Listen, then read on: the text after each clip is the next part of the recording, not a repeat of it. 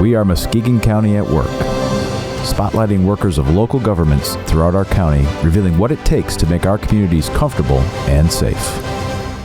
Hello, everybody. Welcome to another episode of Muskegon County Municipalities at Work. Your host here, DJ Hilson, with yet another, I think, intriguing episode, again, exploring the different facets and avenues of municipal government. Today, my guest is Keith Townsend, and we're going to be talking about transportation today.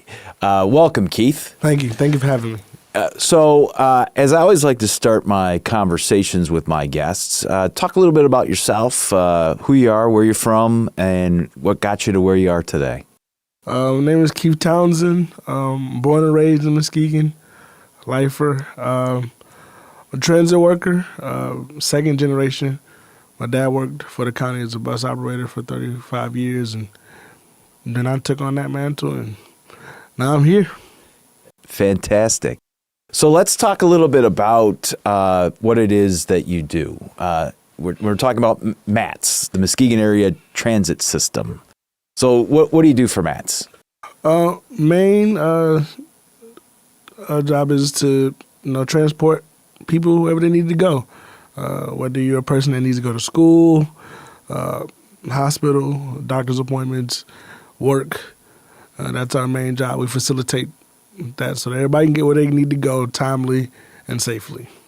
So now I know, MATS has some different methods of transportation, right? You've got, so let's talk a little bit about that. What are the different ways that people can use the transit system from big to small? So our main way of transportation is our line haul, the big buses you see throughout the city. Our fixed route operation in the middle of the city, on the outskirts a little bit, should serve most major landmarks in the city, again, hospitals, schools, places of employment. That's usually what the majority of our passengers use. We also have ADA reliant vehicles to pick up those who are non-ambulatory, those who have maybe some other disabilities that require extra assistance. Those are appointment-based pickups and drop-offs, and so that's another way for individuals to get around the city. We also have our rideshare on-demand service, GoTo, that you can download the app and set up where you can need to set up pre-appointments to be picked up, or you can, again, on demand. If you just need to be picked up immediately, hail a ride, and hopefully soon you'll be picked up by one of our drivers.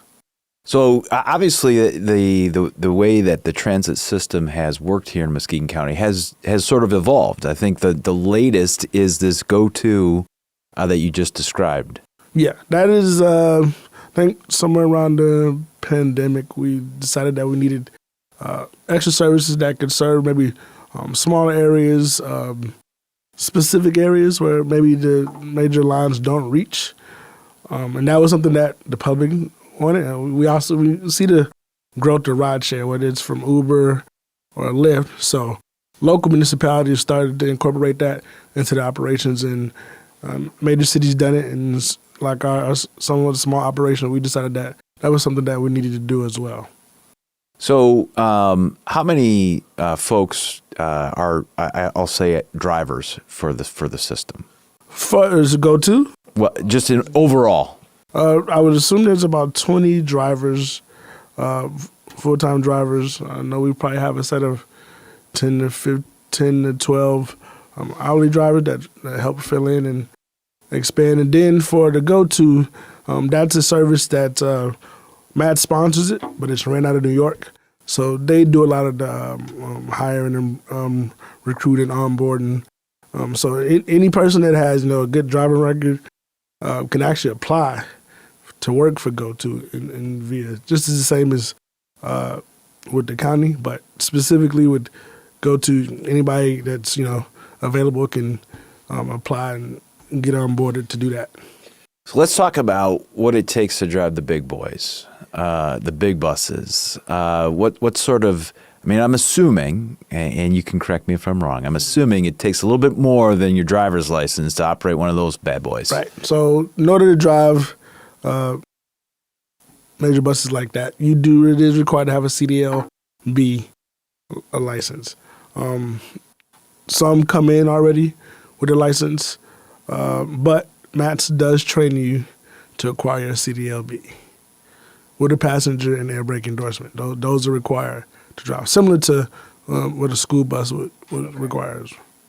So similar, I mean, obviously it's sort of the same concept, right? School bus versus city bus, kind of the same deal. Little extra book reading and testing involved in that. Yes, not in the rules of the road, but learning the specifics about the unit you're going to be driving. There are different requirements for driving city line haul buses than there are driving school buses. But for the most part, it's similar. But yeah, there are just things that we have to be aware of. How we interact with the roads is a little bit different than school buses, even though they have, where they have to, alert those around them that children are crossing, and they have the 20 feet restriction. But what we interact with, on even other municipalities, there's things that we have to understand and abide by as well. So talk to me about how folks who maybe have never used the transit system before, how do they find out about hours of operation, routes? Where can they learn all about that? Well, if you have a device, of course, you can go to matsbus.gov and wheel.com, and you can go and look at the hours of operation as far as the office, the hours of operation for the bus line. Even I think the county website has information regarding hours of operation and where to find the bus. Now that we have designated bus stops, you can actually walk up to one of the bus stops. It's a QR code. It can show you where the bus is at, ETA of the bus, those different things. So there's multiple ways to get information. We have billboards that show some of the information that's available for the community, whether they're trying to get to where they need to go, how they can find out how to catch the bus. So obviously, again, man, you're telling me things that I didn't even know, which is great. So modern technology is really assisting in not only maybe making, I'll say, your job a little bit easier, but certainly from a citizen perspective, there's a lot of ways, even to the point where you can figure out how long that bus is out from that particular bus stop. Yeah, we actually have a MATS app now. You can actually track the bus. And so that gives you a good window. If there's something you want to do, need to get done, you can kind of plan your day out. You might be maybe running a little bit late. You can adjust your schedule as well and maybe catch the next inbound bus. The technology is available there for us for not only the driver but the passengers to really keep track of where the bus is at and being an assist to them. And we know people have different schedules, things come up, but there is a way to know and identify where to catch the bus and what time it'll be there. And if all else fails, you can always call the office and dispatch, and they'll let you know, hey, the bus is here, be here at this time. But yeah, we're using technology to ensure that there's a more specific, cleaner connection with the bus route. So now, what I've always noticed, 'cause I see the buses quite a bit, working downtown, and you see them, coming and going. They're outfitted with certain things. One, there's a hydraulic system. Yep.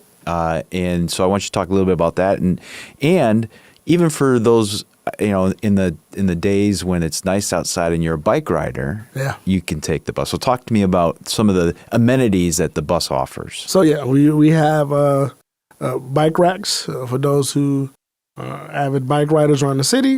If there's a part of the section of the city that you may not want to ride, or you just you might be tired, we have that available for those who want to get on. They can place their bikes on. There's room for 2 bikes on the bike rack in the front. As far as the hydraulic air brake system, that's to assist the passengers that have mobility issues, especially for those who are non-ambulatory. They might use a a wheelchair, and those to assist them.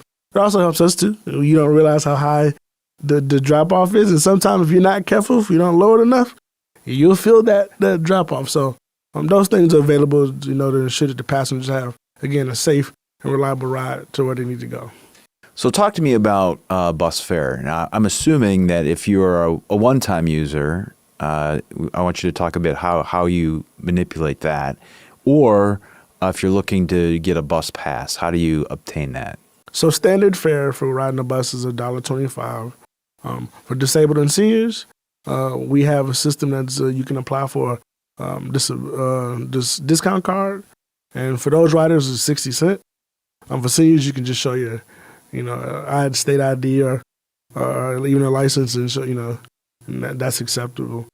For monthly passes, standard monthly is $50. Disabled and seniors is $30.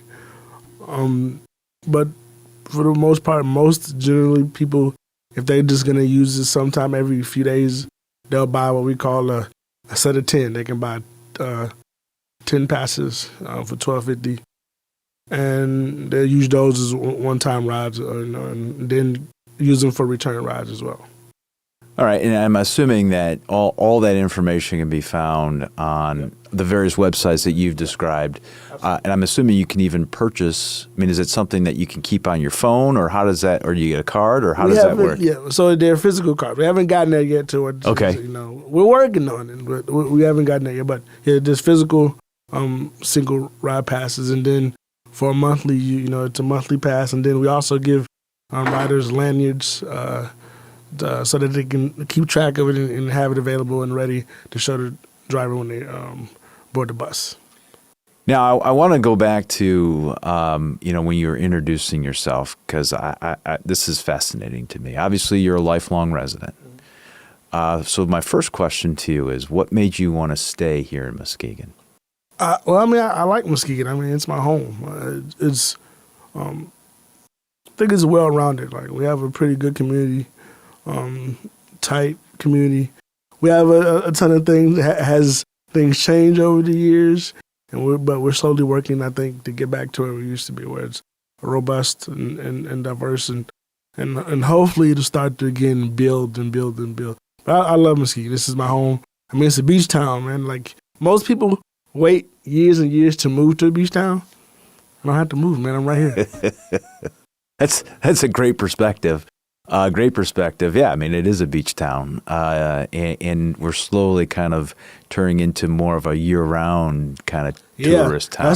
That's the best thing, I think. And again, when we're investing in activities for individuals to do during the fall and winter, that's so important. Tourism is great, but having a fully functional city and county that works really well, those things go a long way to building a really good future for the place we live in.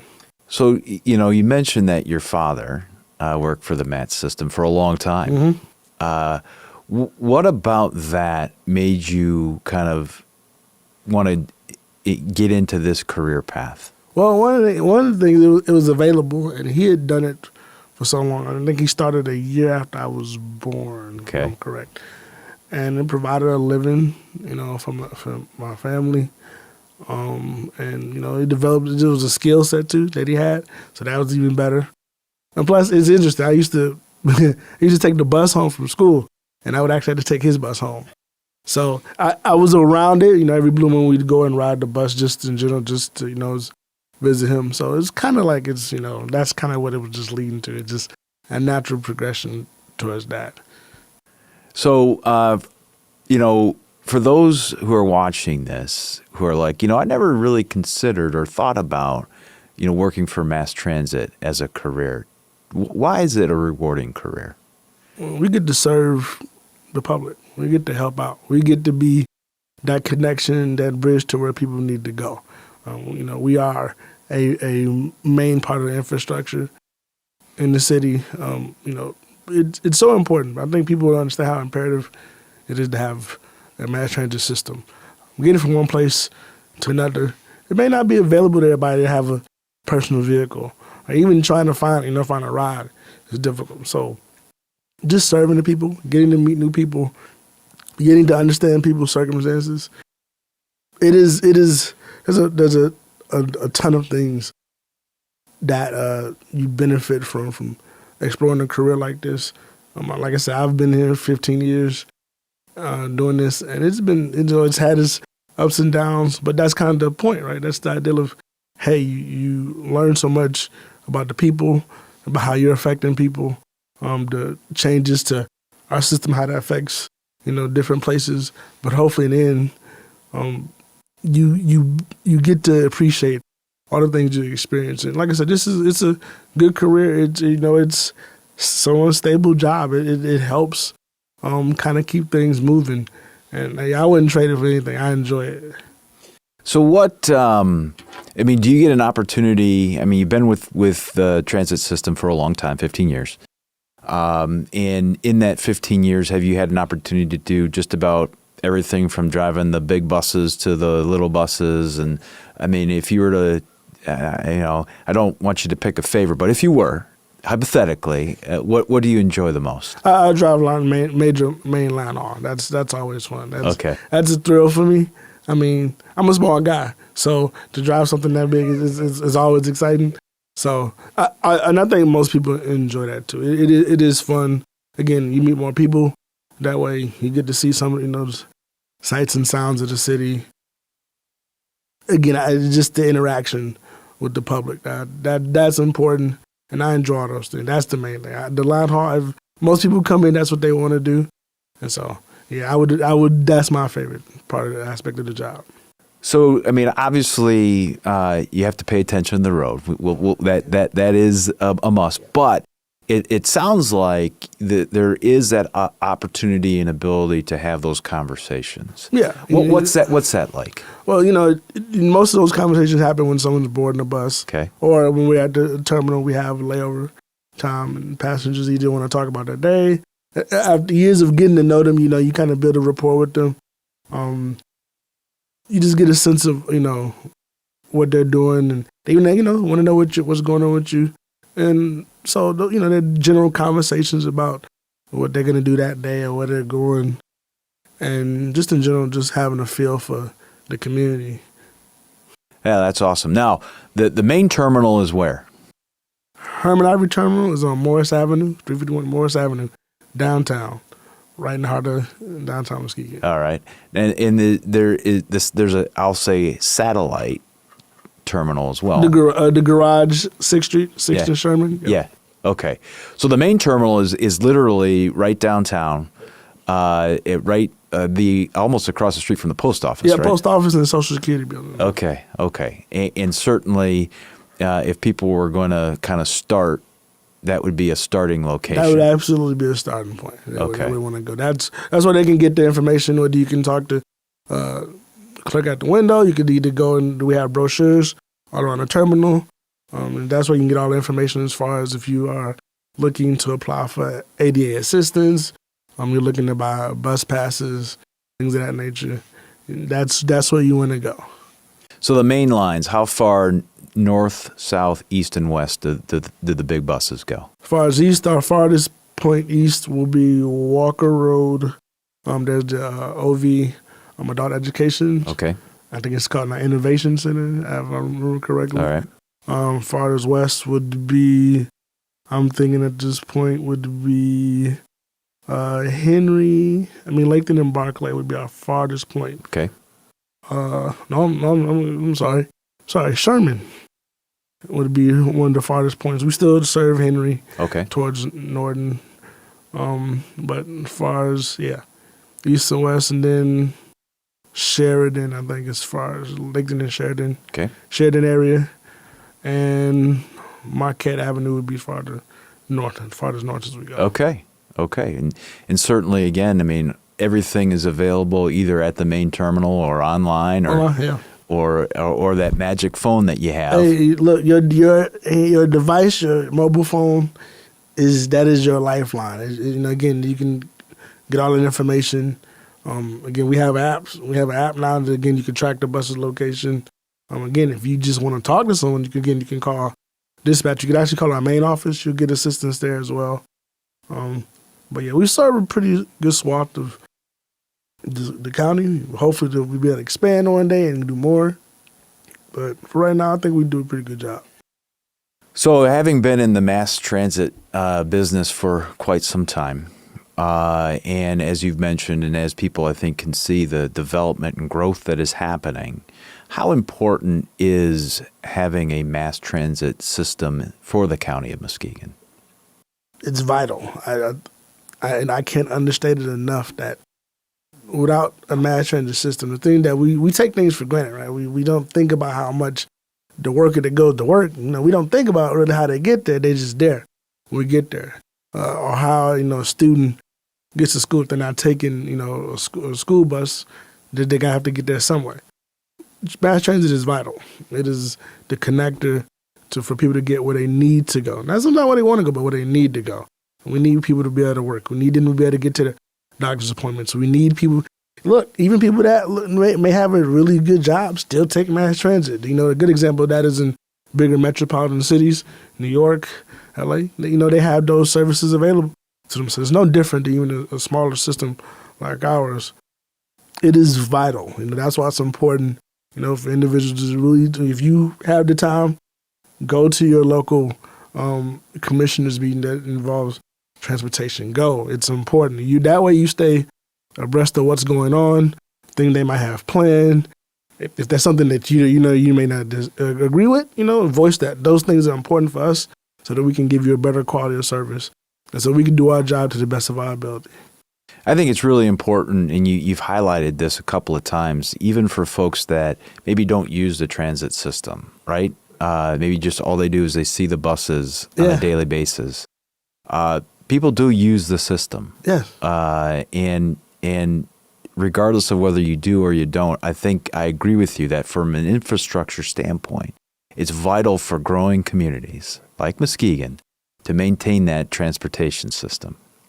Because I think we would be sad if it disappeared. Absolutely. It's again, a community that may not need it. The thing is, you still want to invest in it because you just never know. Circumstances could change. And you still want to be able to have access to places that are necessary for you for your quality of life, right? So even a community that may not need it, maybe, a more affluent community, maybe there's still vital that you have some form of mass transit servicing your area or near your area. It just has to be something that we all have to take into consideration. We have to kind of put aside the other thing that may come into our mind, but think about what is the most important thing. Can that person get to work? I always think a person, if you live, you might have cars and things like that, but if your kid has a job and they're 16, they're like, I don't have time to take you to work. You want to go catch the bus or, use GoTo to hell a ride to go where you need to go. Those things are important. They're vital. No matter your circumstances, transportation provides a vital service to a community. And it's something that I hope locally people take a strong interest in. I mean, even if you look broadly across the country, there's been issues with transit, trying to figure out how to keep them funded and things of that nature. Those things are important. But the only way that keeps going is if the community really not only invest their time and their money, but time too, just getting to understand the system. Those things are important. Well, that's very well said. I think I'm hoping that as folks watch this episode, they do more than just see a bus every once in a while, patrolling the streets of Muskegon, and take the time, ride the bus. I'm telling you, enjoy the opportunity to not have to really pay attention for a few minutes. Yeah, right? Let somebody else do it for you. That's what we get paid to do, man. It's our job again to ensure that everybody has a safe ride. We need to go. Yeah, it's a lot, but again, I love it, and I think the community should definitely take a vested interest in what our transit system is doing, what we want to do, and how we can again, voice your concern. Hey, what can we do to better serve you? And we'll do our best to implement those things going forward. Well, that's what I really love about Muskegon, is that idea that you just finished with here, which is the community does have a voice in a lot of things that happen here. Yeah. And transit is one of those things. Absolutely. Yeah. I guarantee you, yourself as the driver or the people that are sort of pulling the switches, they've heard it from the citizenry about what works, what doesn't work, and what they hope to see. Oh, yeah. And so I think people need to understand that they, as you've indicated, they do have a voice when it comes to what transportation looks like here in Muskegon County. You do use it, man. We hear you. That's the thing. We want you to know that we do hear you. That it take time to implement things, but believe us, we hear you. We want you to understand that we will do our best again to give you high quality service and make sure that we're available for those who need us. Well, Keith, this has been a fascinating conversation. Thank you for having me. Thank you so much for being my guest today. And more importantly, thank you for carrying on the legacy of mass transportation. Hey, man, I love it. Well, it's clear. It is absolutely clear.